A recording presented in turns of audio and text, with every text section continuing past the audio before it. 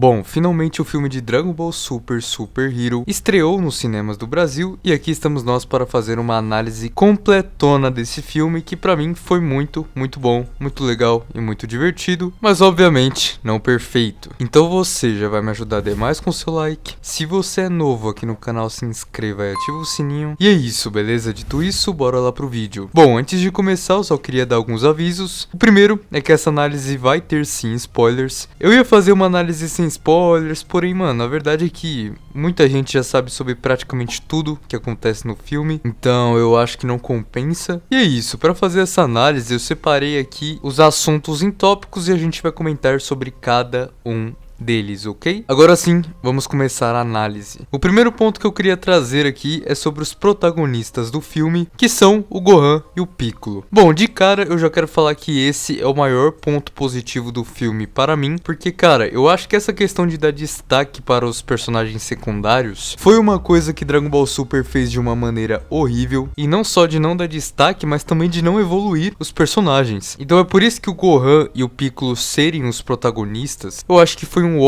ótimo acerto, porque além de você ter explorado muito mais os personagens, tanto na questão da comédia, quanto na questão da personalidade deles, você conseguiu evoluir eles, sabe? O que pode fazer com que eles sejam muito mais úteis no futuro próximo de Dragon Ball. Então é muito legal ver que eles tiveram coragem de investir no filme, que não tinha como seus protagonistas o Goku e o Vegeta. E a gente não fala só do Gohan e do Piccolo, né? Mas vários outros personagens apareceram, como é o caso da Pan, do Goten, do Trunks, da Bulma, até mesmo o Kuririn, que nem apareceu em Dragon Ball Super Broly. Pô, cara, pra vocês terem uma noção, o Gohan e o Piccolo nem sequer apareceram na saga do Granola, tá ligado? Tipo, é muito louco, então é por isso que gostei muito do destaque que eles receberam, e não só esse destaque, mas a evolução que eles tiveram. Então os protagonistas desse filme, com certeza foram, pra mim, o maior ponto positivo dele, e eu já tenho que exaltar aqui desde já, e dar meus parabéns porque eu gostei muito. Próximo assunto que eu queria abordar aqui é a volta da Red Ribbon, que pra mim foi totalmente desnecessária e sem graça. Antes do filme lançar no Japão, eu tinha feito um vídeo teorizando, assim, o que eu esperava do filme, e lá eu falei que pra mim a Red Ribbon só estava voltando porque eles queriam trazer um personagem ligado a ela de volta. Aí eu já não sabia se ia ser o Cell, se ia ser Android 21, se ia ser, sei lá, o Dr. Gero. Eu não fazia a mínima ideia, mas olha que eu acertei, né? Eles trouxeram o Cell de volta. Então pra mim a Red Ribbon só voltou por causa disso, por causa do Cell. Não tinha motivo nenhum pra trazê-la de volta, e dito e feito, foi uma volta horrível, pelo menos pra mim. Obviamente eu não estou me referindo nem aos Gamas, nem ao Dr. Hedo, porque eles são personagens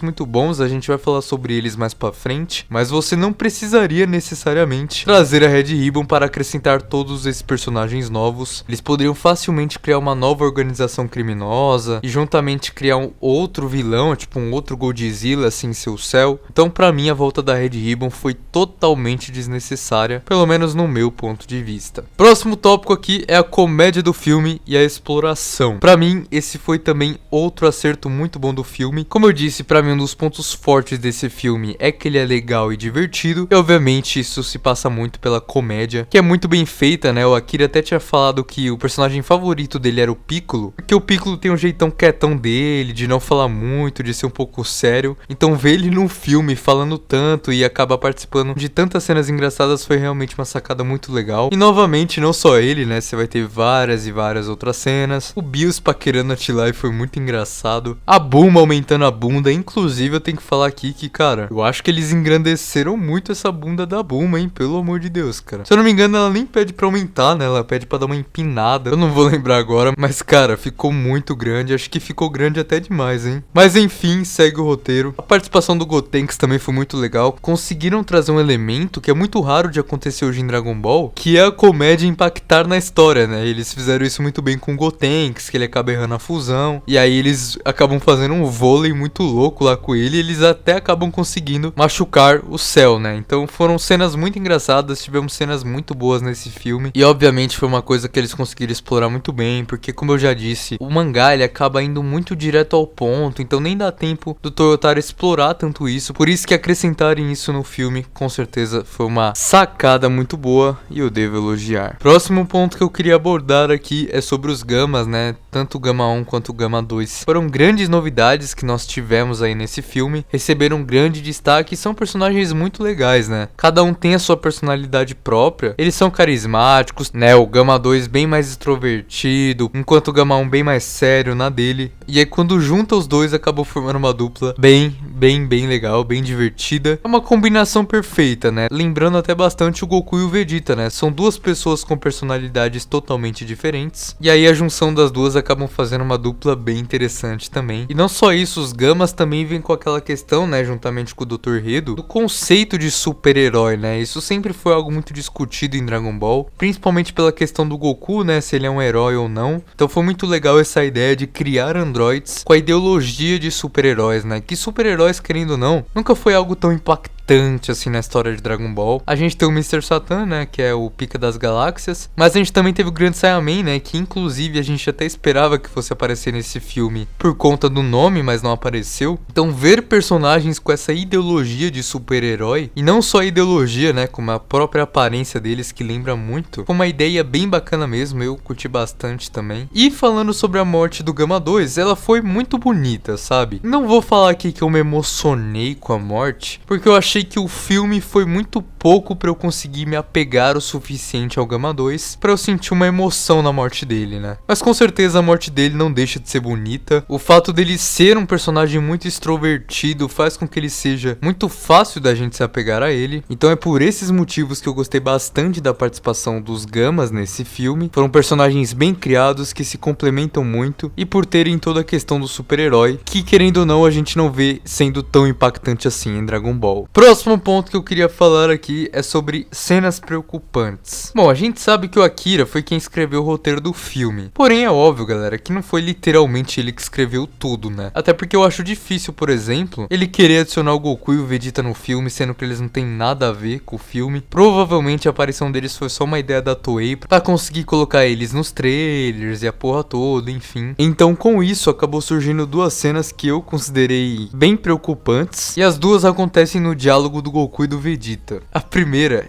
chega até a ser engraçada, que é quando o Vegeta fala que o Jiren não era tão mais forte assim que ele, que o Goku. Na moral, isso aí é sacanagem o que ele falou, né? Pelo amor de Deus, cara. O Jiren é a própria personificação da força bruta, meu irmão. O cara era o Chuck Norris de Dragon Ball Super, mano. O cara deu um pau em todo mundo, velho. Eu entendi que naquele momento eles queriam mostrar que o treinamento mental é muito importante, faz muita diferença, mas pelo amor de Deus, rapaziada, o Jiren era absurdo, cara. Não tem como você falar que a diferença do Vegeta no Torneio do Poder para o Jiren era pouca, né? Pelo amor de Deus, cara. Parece até que o cara não assistiu Dragon Ball. Puta que pariu. E não acaba por aqui, né? Porque agora nós temos uma cena, provavelmente a mais polêmica do filme, que é quando o Vegeta tá fazendo o treinamento mental dele, né? E o Goku fala que treinamento mental nem é treinamento. E aí eu lembro que na dublagem ele fala que isso não é treinamento nem aqui nem na China, se eu não me engano. E na moral, isso realmente me dá uma preocupação por quem tá roteirizando esse tipo de coisa, velho. Pô, já não adianta você pegar o Goku, infantilizar o personagem em vários momentos, e agora ainda quer tirar algo da essência do personagem. Não é nem da essência do personagem em si, mas é da essência das artes marciais. E o Goku, pelo amor de Deus, cara. O Goku é nato em artes marciais, ele é um mestre em artes marciais. Pô, o Goku faz treinamento mental desde o clássico, ele fez em Dragon Ball clássico, fez em Dragon Ball Z, faz atualmente em Dragon Ball Super. Então, pô, uma cena dessas existir é um pecado gigante, tá ligado? E eu sei que muita gente vai falar que ele tava apenas zoando o Vegeta, mas bom, zoar o Vegeta é uma coisa, né? Tipo, falar, ah, você, Vegeta, fazendo isso, sei lá o quê. Mas, pô, ele falar com todas as palavras que isso não é nem treinamento, e na dublagem ainda falar que isso não é treinamento nem aqui nem na China, é preocupante, hein? É preocupante demais. Mas enfim, eu vou fingir na minha cabeça que a cena do planeta do Bills, ela só existe pra encaixarem o Goku e o Vegeta no filme, e que um estagiário que nunca assistiu Dragon Ball que foi lá e fez essa cena. Eu vou acreditar nisso. E isso é um bagulho muito louco, né? Tipo, olha como é a inconsistência do filme. Em um momento eles trazem alguns detalhes até muito interessantes, como o fato do Piccolo ter uma audição muito melhor do que os humanos. Ele acaba escutando o celular de longe, a Videl fala um pouco mais alto, ele já se incomoda. Então isso foi um detalhe bem interessante que eu gostei deles terem abordado. Mas não adianta você ficar colocando esses detalhes muito fodas e trazer uma cena dessas logo em seguida, né? Aí é de fuder resolver totalmente. Mas enfim, indo para o próximo tópico, nós temos aqui a nova transformação do Piccolo, né? O Orange Piccolo. Bom, primeiramente eu já devo admitir que o visual dessa transformação do Piccolo ficou surreal para mim. Cara, sério, ficou muito foda, velho. Quando eu recebi o spoiler de que o Piccolo ia ter uma nova transformação e de que ele ia ficar laranja, eu já falei, puta que pariu, mano. Esse cara só vai pintar o Piccolo de laranja e vai ficar uma merda gigantesca, velho. Mas a verdade é que o Akira fez totalmente ao contrário. Além de mudar todo o corpo do Piccolo, né, a estrutura física dele, a cara que ele ficou, na moral, mano,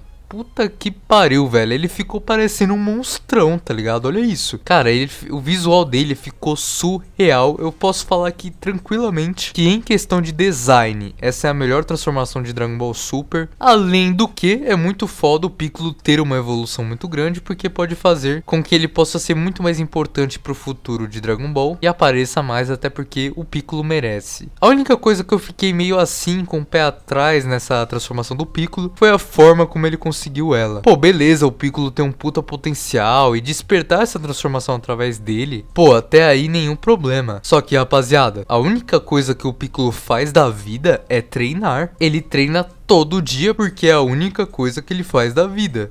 E aí que eu te falo, pô, o cara treina todo dia e parece que nunca evoluía nada. E tipo, cara, isso é algo que me deixa indignado há muito tempo já que eu venho falando isso. Eu falo, pô, Piccolo treina todo dia, a única coisa que o Piccolo faz é treinar e não evolui, que merda é essa, velho? E agora ele tinha todo esse potencial, mas na verdade é que ele nunca evoluiu. Além da forma como o Shenlong deu essa transformação, entre aspas, né? Porque beleza, o Shenlong foi lá, despertou o potencial dele, só que a forma como o Shenlong fala me pegou um pouco, sabe? Porque ele fala tipo, ah, vou te dar aqui um bonuzinho, tá ligado? Vou te dar um bônus extra aqui, vou te dar um presentinho. E isso me deixou um pouco incomodado, né? Porque parece até agora que o Shenlong dá poder pros outros. Parece que o Shenlong pegou e falou, não, toma aqui um presentinho pra você, vai, uma transformação. Mas enfim, isso ainda não tira o fato de que eu gostei pra caralho dessa nova forma do Piccolo. Mas eles têm que tomar muito cuidado com essa coerência, né? Tipo, pô, agora na Sagranola os caras acabou de sacrificar a vida toda deles pra conseguir poder com as esferas do dragão. E aí desse jeito que o Shenlong fala, parece até que ele realmente deu o poder de graça assim pro Piccolo, né? Nem parece que ele despertou o potencial dele, mas enfim. Ah, e uma coisa bem legal que eu queria chamar a atenção dessa cena do Piccolo com o Dendê é o Dendê falar que a habilidade de despertar o potencial dos outros que o patriarca de Namekusei tinha, uma habilidade que só era liberada depois de uma certa idade. E eu gostei bastante dessa ideia, né? Tipo, pô, você liberar uma técnica só depois de certo tempo de vida e tal. Foi uma ideia que eu curti bastante, que seria bem legal se ela fosse usada novamente aí no futuro de Dragon Ball. Mas foi uma ideia que eu curti bastante. Parabéns aí. Bom, agora nós vamos falar sobre a nova transformação do Gohan, que também teve uma nova transformação, né? O Gohan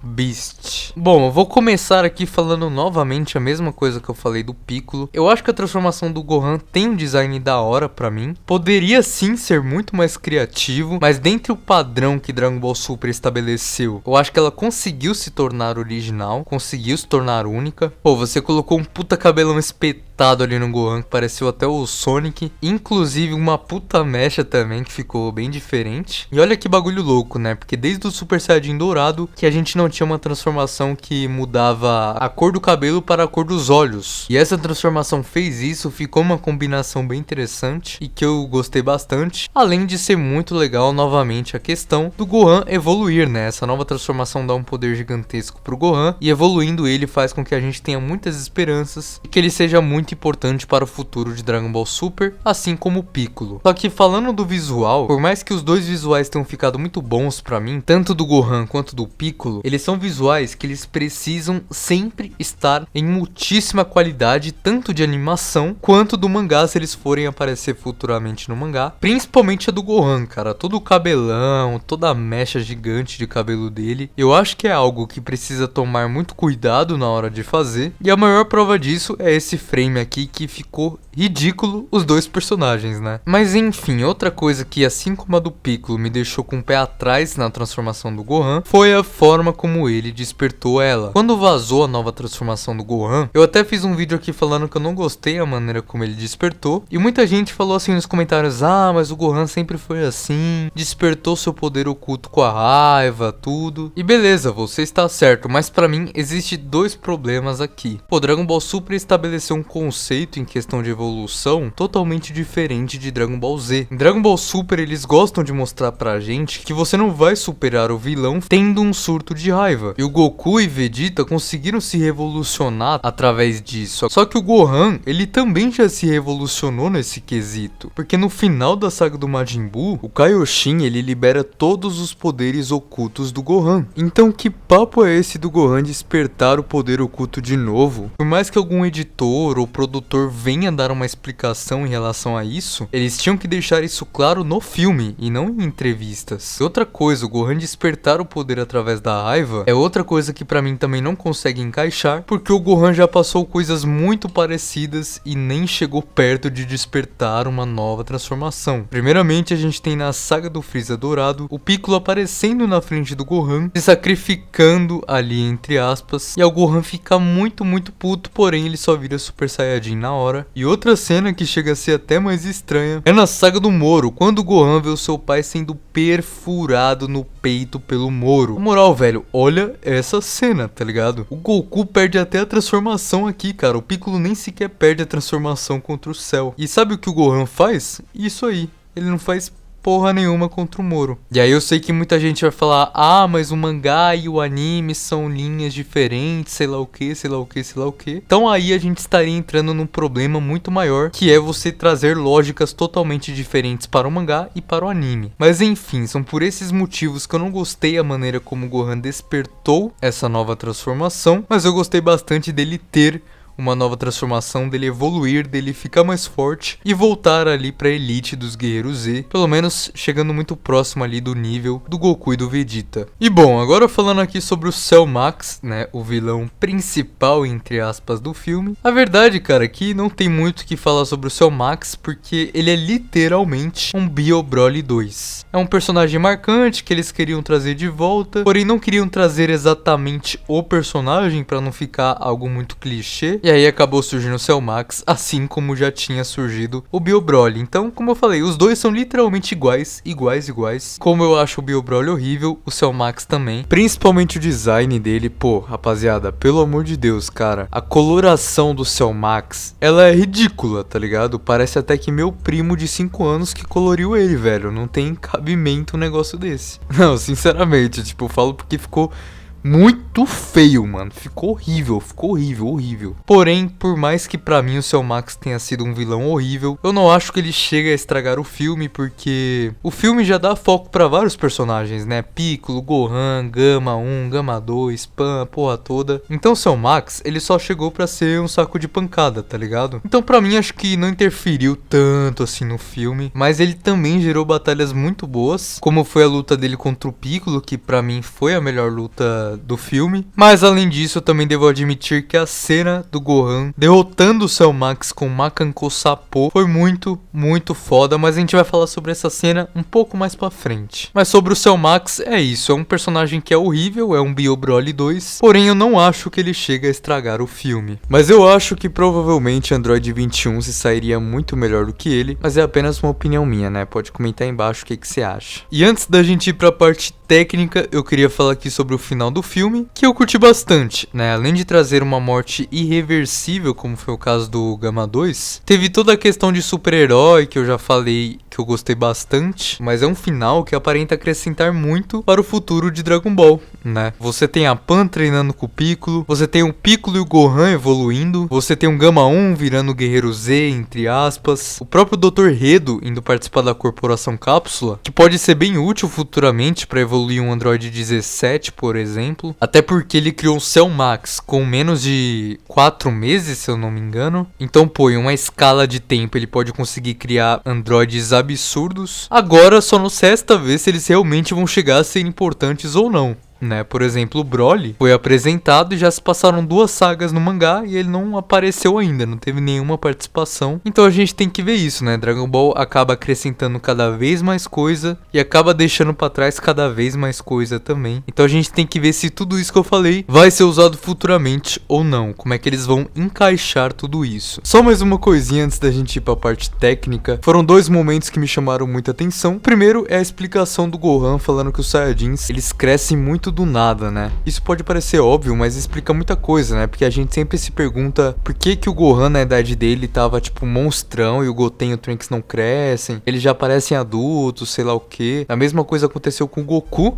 né, lá em Dragon Ball Clássico. Então é bem interessante eles darem essa resposta pra gente, de que tudo isso varia de Saiyajin pra Saiyajin. E outra coisa bem legal é que eles canonizaram Android 21. Infelizmente não foi como eu queria, né? Na verdade, não é que eu queria que ela fosse a vilã principal do filme, mas eu acho que entre ela e o Cell Max eu preferia muito que fosse ela. Mas enfim, ela tem apenas uma pequena aparição ali em foto, né, falando que ela era a esposa do Dr. Gero, tudo. Então é legal ver que finalmente canonizaram Android 21, que acho que muitas pessoas queriam, mas infelizmente não foi nem um pouco do que a gente esperava, já que provavelmente ela não vai ter participação nenhuma. E outra coisa que eu esqueci de comentar foi sobre o sangue, né, que aparece ali quando o Piccolo tá apanhando, do céu, tudo. E cara, eu devo confessar que eu me surpreendi bastante, não esperava que eles fossem colocar sangue no filme, até pelo que eu vi de Dragon Ball Super, né, do anime. Pô, essa cena do Piccolo tem mais sangue que o anime inteiro de Dragon Ball Super, tá ligado? Foi um bagulho muito louco, e é exatamente por conta disso que eu não esperava. Mas além de ter ajudado bastante a criar a tensão do momento ali, eu acho que cria uma expectativa muito boa para o futuro anime de Dragon Ball Super, porque atualmente a gente sabe que o mangá tá bem brutalzinho, tem algumas cenas bem loucas, e aí a gente sempre vem se perguntando, caraca, será que eles vão realmente censurar tudo isso, pá? Mas eu acho que eles estão deixando brechas de que eles podem sim, talvez, não dar uma censurada gigante como foi o primeiro anime, por exemplo. Agora indo aqui para a parte técnica do filme, nós temos primeiramente aqui a animação, e cara, a animação do filme, ela foi muito julgada por ser 3D. Eu mesmo julguei quando saiu o primeiro trailer, até porque se a gente comparar o primeiro trailer com o resultado final, teve uma evolução muito grande. Eu gostei bastante do resultado final, até exatamente por não ser um puro 3D, mas sim uma mescla de 3D com 2D. Então não me incomodou tanto assim, mas é óbvio que eu ainda prefiro a animação 2D de DBS Broly, por exemplo, e do flashback que eles mostraram no começo do filme, né? A animação daquele flashback ficou muito boa, né? Totalmente 2D, ficou muito fluida. Então eu obviamente preferia uma animação 2D, mas isso não quer dizer que a animação do filme seja ruim. Eu acho que dá pra dar uma nota 8 pra animação, muito fácil. E falando agora sobre a dublagem do filme, a gente sabe que Dragon Ball tem uma das melhores dublagens dos animes, e o filme manteve essa qualidade, né? Foi uma dublagem muito boa, e é legal ver o esforço que eles têm pra manter os dubladores originais dos personagens. Tipo, eu vi que tem uns mano que vieram lá de outro estado só pra dublar, por exemplo, o Mestre Karin, que tem pouca fala. Então gostei bastante. Eu queria falar aqui sobre alguns destaques da dublagem. O primeiro é a dublagem do Bills, que teve uma troca no dublador por algumas questões de saúde.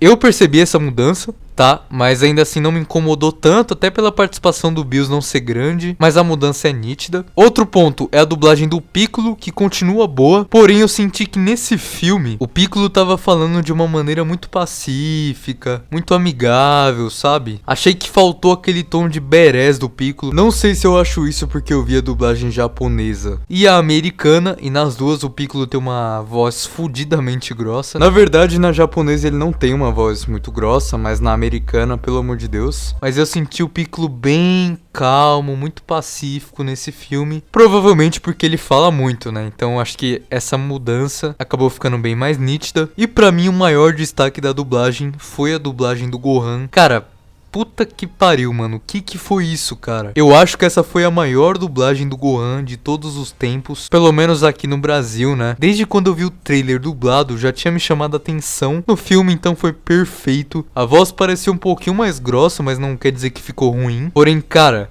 os gritos dele, puta que pariu, foram de arrepiar, mano. Eu falo isso sem brincadeira, cara. Parece que ele realmente tava com sangue nos olhos pra dublar aquilo. E aí você tem a cena do Gohan se transformando, até quando ele tá lutando lá contra os Gamas. Mas a cena dele soltando o Makanko Sapo, meus amigos, é indescritível. Aquele grito, a dublagem daquilo arrepiou até os cabelos do meu cu. Então, cara, parabéns demais, porque essa dublagem do Gohan estava impecável, impecável mesmo. Eu vou até pesquisar o nome do dublador aqui, porque eu não sei de cor, né, mas ele merece muito. É o nosso querido Wagner Fagundes, cara. Meu Deus, não sei como eu esqueci o nome dele, mas é foi incrível mesmo. Mas enfim, as minhas conclusões finais são essas. Foi um filme muito legal, muito divertido, e pra mim é o filme que Dragon Ball estava precisando. Tanto porque a gente tá muito tempo sem anime, né? Então, obviamente, um filme levanta o hype total. Obviamente, o ponto principal, né, que é explorar os personagens secundários, que é algo que o mangá não consegue fazer muito bem. Então, o filme vir com essa proposta foi realmente muito bom. É algo que Dragon Ball Super estava precisando atualmente. Além também de explorar o universo de Dragon Ball, a comédia, ter um tempo mais pacífico, com bastante comédia e exploração. E é por isso que eu gostei bastante do filme. Se fosse pra eu dar uma nota, eu daria uma nota 8. Eu só não dou um 9 ou um 10, porque como eu falei, o filme foi muito legal, muito divertido, atendeu às necessidades de Dragon Ball, porém eu acho que faltou coerência em muitos momentos, tanto naquela cena do Goku e do Vegeta que é ridículo, na maneira como o Piccolo desperta a nova transformação,